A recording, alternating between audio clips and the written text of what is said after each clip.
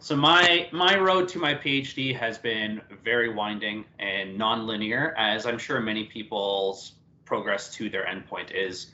I started my undergrad at the University of Guelph in biochemistry.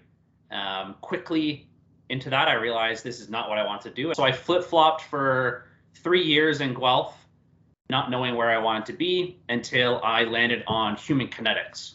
At that point, I realized this is something, a field I really enjoyed.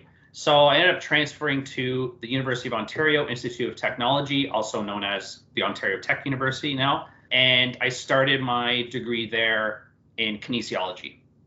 My first year there, I started looking into some research opportunities and ended up finding Dr. Mike Holmes and kind of fell in love with biomechanics from there. I started as a undergrad holding cables and pressing buttons. And for I guess about 8 years now, I've slowly moved up to being the senior most graduate student in his lab.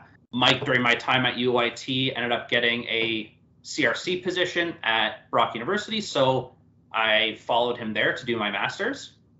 And I fell even more in love with biomechanics and got to work with robots and learn all these great techniques and analysis methods and programming and all sorts of things. So I decided this is where I wanted to stay.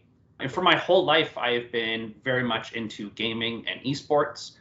So it kind of felt like that was the perfect spot to take my PhD. And luckily enough, I was working with Mike already, and he's very open-minded and was more than happy to help facilitate me researching into this area. So that's more or less how I ended up in my PhD researching what I'm researching. It's kind of the marriage between gaming and biomechanics and ergonomics. So it's kind of the perfect melding of disciplines for me.